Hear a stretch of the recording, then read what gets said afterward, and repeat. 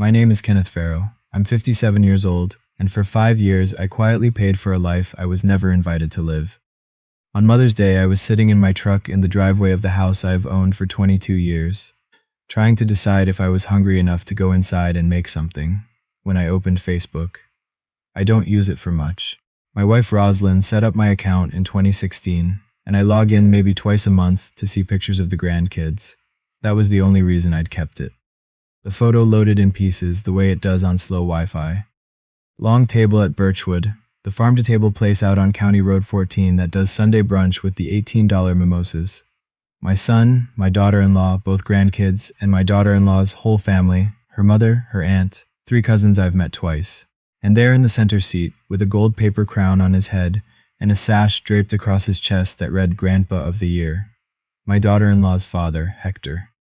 I sat there in the driveway for a moment, set the phone face down on the passenger seat, then I picked it up again and counted the people in the photo, 14. Then I counted the chairs, which took longer because 2 of the cousins were sharing a bench, 14 seats, 14 people, not one empty. Last Mother's Day, my daughter-in-law had texted me at 6:30 in the evening. Crazy day, hope you had a good one. I sent back a thumbs up, told myself that was fine. People get busy. This year I didn't get a text. I checked to make sure my ringer was on. It was. Before we get into it, take a second to subscribe and drop a comment below telling me where you're watching from. It helps more than you know. Now let me take you back to where this actually started. Rosalind died 3 years ago. Pancreatic cancer, 7 weeks from diagnosis to the end. She was the one who kept track of everything, birthdays, school events, who needed what and when. She had a running note in her phone labeled family with everybody's sizes and food allergies and preferences.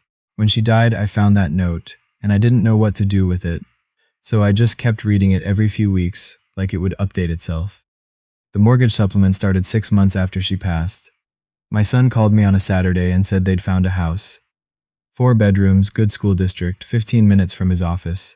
The asking price was $385,000. They could carry $310,000 in financing. He didn't ask me directly. He said he was just talking through the numbers. I knew what that meant. I'd done the same thing at his age, said I'm just thinking out loud while somebody's father silently calculated what he could afford to give. I told him I'd put in $1,500 a month toward the mortgage for 2 years while they got settled. That was 5 years ago. The 2 years became 5. I never stopped, and he never brought it up. The car payment came later. My daughter-in-law's lease was up, and her credit had taken a hit from a medical bill she hadn't caught in time. I co-signed on the SUV and set up autopay from my account, $580 a month, 2.5 years ago. The after-school programs for both kids, $420 a month.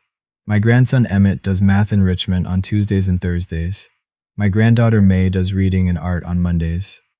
My daughter-in-law had mentioned once that the programs were getting expensive and they weren't sure they could keep both kids enrolled. I called the center the next day and put my card on the billing account. And the education funds, $1,000 a month split into 529s, one for each kid. That one I started the week Emmett was born. My friend Irv does my books. He's 63, spent 20 years running accounting at the county roads office. And he handles my finances now in exchange for help cleaning out his garage twice a year, which is the best arrangement I've ever made. Last October, he'd laid out my spending in a grid on his kitchen table and circled a number. 10. You know what you're sending out every month? I know. Do you know what it adds up to in a year? I didn't answer. He turned the paper around, $37,800 a year. And that's just the recurring transfers. You put in $28,000 for the down payment in 2020, plus the car deposit, plus Christmas, plus Emmett's dental work in March. I kept my coffee where it was. Your retirement's pushed back to 64 now, he said. You understand that? I understood. I'd moved it twice, once when I co-signed the SUV, once when I added the after-school programs. I hadn't told anyone. Rosalind was gone by then and there was nobody else to tell. What are you going to do? Irv asked. I told him I was still thinking. That was a lie. He's a good enough friend that he let me have it. The day after Mother's Day, I drove to my son's house. I'd texted that I was stopping by. He responded with sure, which is what he sends when he doesn't really want to say yes and can't think of a reason to say no. My daughter-in-law's SUV was in the driveway. May answered the door, saw me, yelled something over her shoulder, and ran back toward the kitchen without stopping. She's 6. 6-year-olds do that. I don't take it personally. What I took personally was the hallway. They'd redone the photo wall since the last time I'd stood in it. Rosalind and I helped hang those frames when they moved in. I still have the level we used. There used to be a hospital photo up there. Me in the blue rocking chair holding Emmett 20 minutes after he was born. My reading glasses pushed up on my forehead. Rosalind standing behind me with her hand on my shoulder. That one was gone. In its place, Hector at the pumpkin patch with May on his shoulders. Hector teaching Emmett to cast a fishing line off a pier somewhere. Hector at what looked like Christmas morning, both kids climbing over him. I counted the frames, 14, not one had me in it.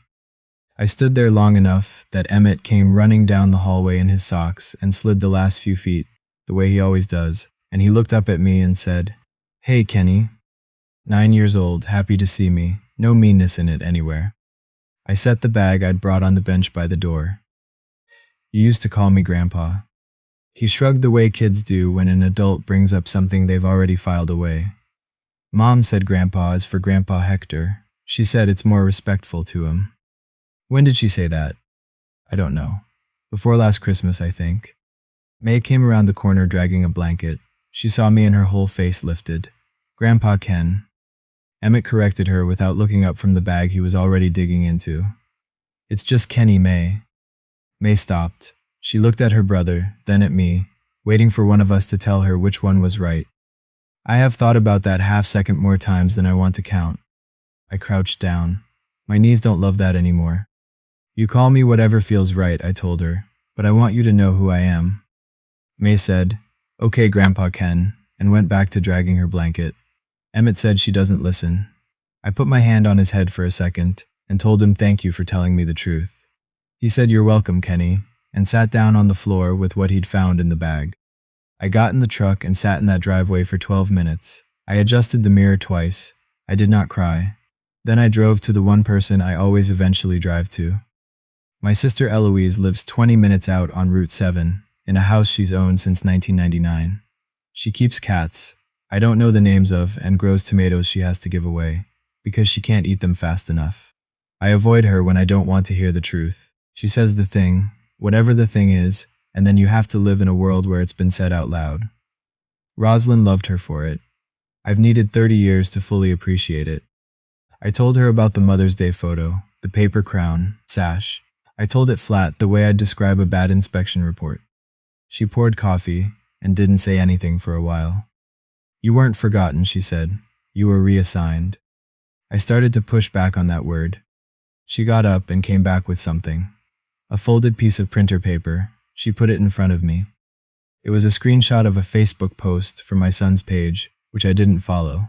A family portrait on a front porch. My son, my daughter-in-law, both kids, Hector and his wife. The caption said, "Grateful for the family that shows up every day." I looked at the date, February 14th, 4 months before that Mother's Day brunch. "How long have you been watching his page?" I asked.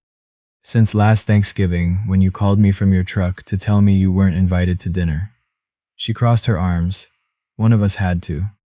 I stared at that caption, "Shows up every day." I knew what I was to them. I was the deposit account. Showing up on the first of every month in the form of an automated transfer. Eloise put her hand flat on the table. "Here's the question I keep coming back to. If they'd already decided where you stood by February, why were they still cashing your checks in May?" I didn't have an answer for that. I sat there with my coffee going cold and thought about $37,800 a year. That Saturday evening I called my son. He answered on the fourth ring. I could hear a game on in the background, crowd noise, somebody nearby laughing. "Hey Dad, everything okay?" I kept my voice level. I was thinking I'd come by Sunday, have dinner with you and the kids. A pause. Not a long one, but the kind that has a decision in it. "This weekend's pretty packed. You know how it gets." I switched the phone to my other ear. "Darren, what does Emmett call me now?" The game sounds kept going for about 3 seconds. "Don't make this weird, Dad. He's a kid. Kids say things." I asked a question. "I've got people here. Can we talk Monday?" He let the call drop before I could answer. Or rather, he didn't hang up. He just let it fall the way you do when you'd rather have the connection take the blame. Here's what told me everything. He didn't ask what I meant. He didn't say, "What does Emmett call you?" He didn't say, "Who told you that?" He said, "Don't make this weird. You only defend something you already know is there." My son had known. He'd sat across from me at Emmett's birthday dinner in April knowing. He'd called me on Christmas morning knowing. 8 months at least. I set the phone on the counter, then I opened the banking app. The only light in the house was the one over the stove. I sat down at the kitchen table where Roslyn used to sort through mail on Friday nights, and I did it in order, the way you work a punch list. Transfer 1, mortgage supplement 15. The app asked if I was sure. I pressed confirm. Transfer 2, SUVN $80 confirm. Transfer 3, after school programs, $420. Monday morning I called the tutoring center. The woman who handled billing, Kay, who'd known both kids by name since their first week, said the account would close at the end of the cycle. I asked her to send the final statement to my address only. She said she understood. She didn't ask any follow-up questions, which told me she probably already understood more than I'd said. Transfer 4, I did not cancel. I want to be clear about this because people will get it wrong about me. That money was for Emmett and May. It had never been for their parents. So Tuesday morning I drove 40 minutes to my credit union in Westfield and moved the full balance, both 529 accounts, into custodial accounts with me as the sole trustee. Same kids, same beneficiaries, same $1,000 a month going in. Different lock on the door. Then I sat in the parking lot and wrote a letter to my son on a legal pad. Mailed it because a letter can't be deleted at a stoplight. I told him the mortgage supplement had stopped. The SUV payment had stopped. The after-school programs had ended. I told him the education accounts were safe and growing, and that I'd show him the statements anytime he asked. And I told him this: I'm still your kid's grandfather. I'm just not your bank anymore. The letter arrived Thursday. Nobody called me for 19 days. Before I tell you what happened at Hector's 65th birthday party 3 weeks after that, I need something from you. If you were in my position, would you have canceled all 4 transfers? Or would you have done what I did and kept the one for the kids? Type A if you'd have ended everything. Type B if you'd have kept the education money running. I read every single one of these comments. Now let me get back to it. Those 19 days. People ask what they were like, and I'll give an honest answer. They were the best 3 weeks I'd had since Roslyn got sick. I took a consulting job I'd been putting off for a year, infrastructure assessment for a county 1 state over.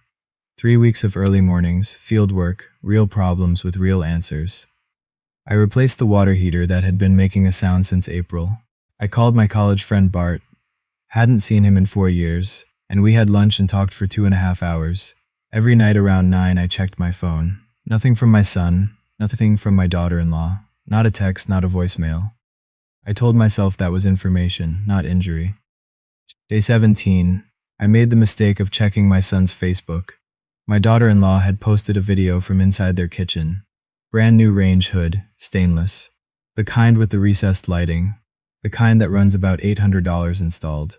This was the month after I'd stopped the mortgage supplement. I thought about what Eloise would say. I thought about it for a while. On the 1st of the following month, my phone rang at 8:12 in the morning. Dad, I think something's wrong with the bank. The mortgage payment didn't clear. I finished the sentence I was writing before I picked up. There's nothing wrong with the bank. A pause. What do you mean? I stopped the transfer. I'm allowed to stop it. The sound he made, I'd heard it once before, when he was 16 and I'd found out he'd been lying about where he was spending his weekends. It's not anger exactly. It's the specific sound of a story falling apart. Dad, we have a mortgage. I know. You didn't even tell us. I mailed you a letter 3 weeks ago. Then my daughter-in-law's voice, close to the speaker, calm in the way that feels rehearsed. Ken, hi. Let's take a breath here. I think there's been a miscommunication. I waited. We hear that you're upset, and we want to address that. But right now we have a payment that didn't go through, and we need to understand what the plan is. Not what did we do, not what happened, the plan, like I was a contractor who'd missed a deadline. Then she said the thing she shouldn't have said. Are you really going to do this to Emmett and May over a brunch? I let that sit on the line for 4 seconds, long enough for her to hear it back. The kids' education money didn't stop, I said. Both accounts are still funded and growing. Custodial accounts at Westfield Credit Union. I'll send you the account numbers today. A silence. The mortgage supplement, the car payment, and the after-school billing, those are done. My daughter-in-law, you don't have the authority to just... The car is in my name. I co-signed, and I've been paying. That ends now. My son came back on. Dad, come on, after everything. After everything what? He didn't answer that. I hung up. My hands were steady. Doing the right thing doesn't feel good. It just feels finished. 2 weeks later, Hector's wife called me. First time in maybe 2 years. She talked about family for a while, about maturity, about how these things happen, about the children being what matters. Then she got to it. Hector's 65th birthday party. Saturday the 19th. The VFW Hall on Maple, 100 people. And of course, you're invited, Ken. You're part of this family. I looked out my kitchen window at the tomato plants I'd started from seed in March. Part of this family. She meant it kindly.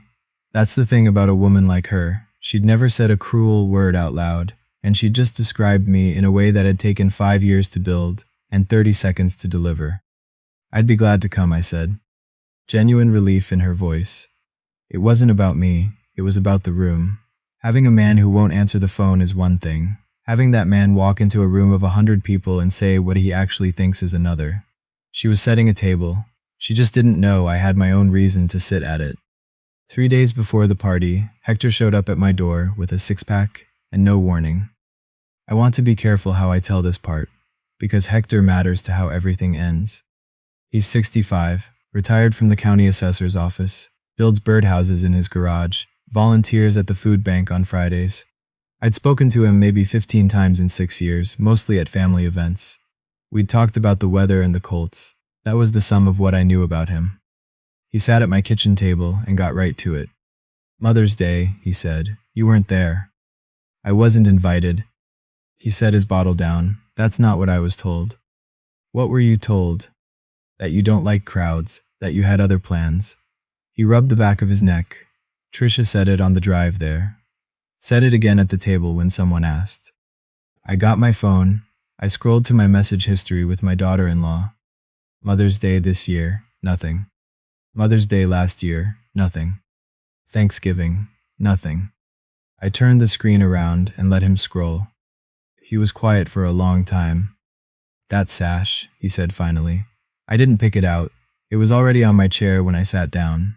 I put it on because 50 people were looking at me. He shook his head slowly. I've got 3 daughters and 12 grandkids across them. Not one of those kids chose me over somebody else. I was just the one who got handed the napkin. He stood to leave. At the door he turned back.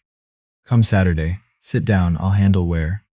The VFW Hall on Maple smells like wood polish and old carpet. 100 people, round tables, blue and gold streamers because those were Hector's high school colors. A DJ setting up in the far corner. I was 3 steps inside the door when Hector crossed the room at me. He shook my hand in front of everybody and held it a beat longer than a handshake needs. Kenneth, good. Loud enough to carry. You're up front. He walked me the length of the hall. I could feel the room recalibrate. My daughter-in-law was near the bar and she'd gone very still. My son was with a group of men by the windows and hadn't seen me yet.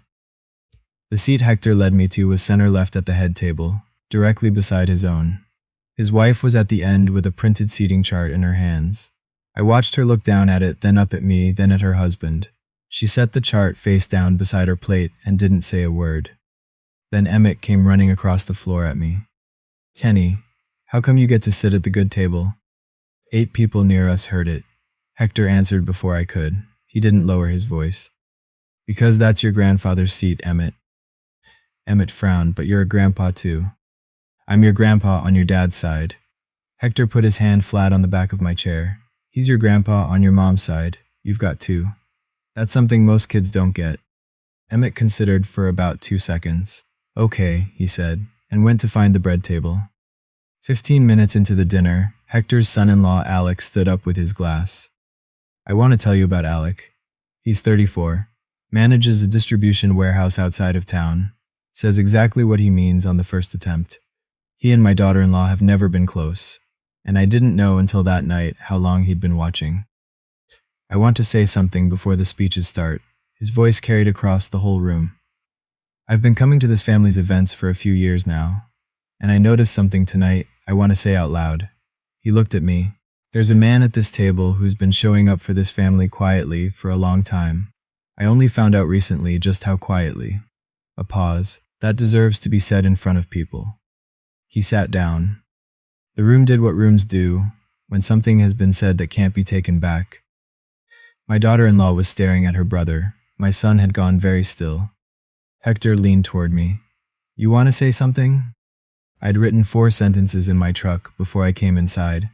Read them to my steering wheel twice. I stood up. My name is Kenneth Farrow. I'm Darren's father and Emmett and May's grandfather. A chair creaked somewhere. Nobody else moved. I've been paying the mortgage supplement on my son's house for 5 years. I've been paying the note on the SUV in the driveway for 2.5. I funded both of the after-school programs my grandkids have been in since pre-K. I paused. Last month I stopped 3 of those. The 4th one, the education accounts, is still running. That one's for the kids, not for anybody else. I looked at Hector. I wasn't invited to Mother's Day. I didn't come here tonight to embarrass anyone about that. I set my hand on the back of my chair. I just needed to be in the room once, instead of only in the account. Hector made sure I had a seat tonight. That meant something to me. I sat down. 4 seconds. I counted them. Then Alex started clapping. Then the couple to his left. Then most of the room. Not wild, not a standing ovation. Just the sound of 100 people quietly deciding something. Hector's wife did not clap. She looked at the seating chart beside her plate. My son went out the side door near the kitchen. My daughter-in-law stayed in her chair. I left before the cake. I'd said what I came to say, and I'm not built for the part that comes after. She caught me at my truck. No tears this time. That's how I knew we were finally in the real conversation. You humiliated me in front of everyone I know. I said my name and what's true. If the true part is humiliating, Trisha, that's not something I did to you. She stood there in the parking lot with her arms crossed. For a long moment, neither of us said anything. I told him to call you Kenny, she said. Emmett, it was me. I waited. Hector's grandkids have always called him Grandpa, and when Emmett called you both the same thing at a family dinner, She stopped. It was easier to fix it the other way than to have that conversation with his whole family every time. I know it was easier. You don't know what it's like trying to keep everyone. Then tell me, right now, tell me. And she did. Some of it. The family group texts she was on and the ones she wasn't. The way every holiday had a pre-existing structure she'd married into and couldn't renegotiate. The way Emmett's birthday had been double booked for 3 straight years, and she always picked the larger gathering. Because saying no to Hector's family felt like saying no to her whole marriage. And then the part I hadn't known. Last year, my son had told her that if she kept insisting on prioritizing her side of things, they needed to have a bigger conversation about what kind of arrangement they were running. Those words. And then, because he's careful, he'd mentioned that his cousin does family law in Indianapolis. She was 24 when he proposed. I walked her into the rehearsal dinner because she asked me to, because her own father was officiating, and she wanted someone to hold her arm on the walk-in. I had thought he was a serious young man. "Are we okay?" she asked. I looked at her for a long time. "Not yet," I said, "but we're in the right place to start. We've never actually been here before." I reached into my truck and got an envelope off the dash. Inside was 1 page, both 529 account numbers, both kids' names and birth dates, the current balance, and the direct number for the credit union. "You can call any time and they'll read you the balance," I said. "You don't need my permission for anything on that page." She held it with both hands. 3 weeks later, Hector called me on a Sunday morning. He said he and his wife had had the biggest fights of their 30 years. He said she was upset about Alec, about the speech, about the seating chart she'd found changed in the back office before the party started. He'd spent a week with that. He understood it. "She's not going to apologize," he said. "She thought she was protecting her daughter. She doesn't believe she took anything from you." I know. That's not all right, but I understand it. A long breath on the line. I can't fix what my daughter built over 5 years, but I can fix where people sit at my own table. He paused. "I've got a fishing boat I use about 3 times a year. It's a crime what I don't do with that boat. I told him I'd bring the coffee. That's how I ended up with a friend at 57, which I had genuinely stopped expecting. Darren came to my house about 2 months after the party. He sat at my kitchen table and didn't make excuses, which was the first time in memory. He said he hadn't opened the letter I'd mailed, that he'd seen the return address on the counter and figured he'd deal with it after the mortgage cleared. And then it didn't clear, and he understood. He said he was sorry about the photo wall. He said Tricia had changed it gradually, and he'd let it happen because he hadn't wanted the argument. He said he knew what Emmett had been calling me, and he hadn't corrected it. I let him say all of it. Then I got out a sheet of paper and read him 4 things. 1. The education accounts stay with me as custodian, and I keep funding them. Statements available anytime, no questions asked. 2. I take both kids every other Wednesday. Not when it's convenient, every other Wednesday. 3. My name goes on the calendar before the reservation is made, not after. Not found out through Facebook. 4. I don't lend money. Not ever, not for emergencies, not for opportunities, not for any reason. If there's a real problem, come here and we figure out what to do. But the transfers are done. He read the paper twice. That's fair, he said. It's not generous, I told him. Generous is what I was doing. This is just what's true. I spent 5 years getting those confused. He folded the page and put it in his jacket pocket. It's been about 14 months since that Mother's Day photo loaded on my phone in the driveway. The education accounts crossed $94,000 in May. I still put $1,000 in on the first of every month. Irv stopped asking me about my retirement timeline. I know what it is. I'm at peace with the number. Emmett and May are at my house every other Wednesday. We do homework at the kitchen table first, then we go out to the garage. Last month I taught Emmett how to read a topographical map, which is not something most 9-year-olds care about, but he genuinely does, and that is the correct amount to care about something. May draws at the kitchen table while we work. She makes me the subject of most of them. I have a stack in the drawer where I used to keep the account ledgers. He calls me Grandpa. Has for about 11 months. He's never once mentioned calling me anything else. Kids update and don't look back. That's one of the better things about them. May never stopped. She called me Grandpa Ken from the day I crouched down in that hallway and told her to use whatever felt right. 6-year-olds are sometimes wiser than the rest of us about these things. Darren and Tricia separated for a few months in the winter. They're back together now. I don't know the details, and I haven't asked. There are doors you let a person walk through at their own pace. Alec calls me on Sunday afternoons sometimes. He'd been watching his sister's family for a long time, and feeling like something was wrong and not knowing what to call it. He called it at a birthday party in front of 100 people, which took more courage than I gave him credit for in the moment. Hector and I fish the first Saturday of every month. He brings terrible decaf and I've stopped mentioning it. He told me once, out on the water, that he'd had no idea what his daughter had been doing. Not the transfers, not the photo wall, not the name. He said he'd confronted her about it directly. He said it didn't go well. I told him I appreciated that he tried. He said trying was the least he owed me. Mother's Day came around again. I was sitting in my truck in the driveway, thinking about whether to go inside and make breakfast when my phone rang. Video call. Emmett's face filling the whole screen, one thumb half over the lens. Grandpa, Mom said you could come if you wanted. May made you something. I was there in 11 minutes. 6 of us at the kitchen table. My son, my daughter-in-law, both kids Hector, who had been invited on his own account, and came in through the back door carrying a pie he'd made himself, and me.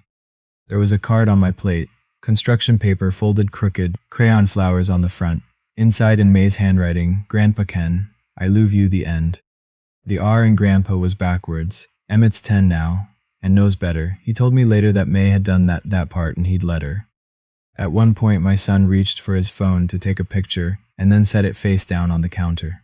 Let's just eat, he said. My chair was at the end closest to the kitchen door. It's where I like to sit. From there I can get up and refill everyone's water without making anyone move their chair. Roslyn used to sit there for 31 years, and I always thought of it as hers. There was a card on it with my name on it, and the name was right. I've spent a lot of time thinking about the difference between that table and the photo I saw on my phone 14 months ago. It isn't the food or the restaurant or how many people showed up. It's that somebody counted, and when they counted, I was in the number. Here's what I know now that I didn't know before. You don't need to be at the center of the table. Most of us don't even want that. You just need to know there's a place, and that somebody wrote your name on it before you walked in the room. And if nobody's writing your name down, you're allowed to stop clearing the table for everyone else. If any part of this landed somewhere for you, drop it in the comments. Type A if you'd have ended all 4 transfers. Type B if you'd have kept the kids' education money running the way I did. I read everyone. And if you want more stories like this one, there are a few linked in the description. Thank you for sitting with me all the way to the end.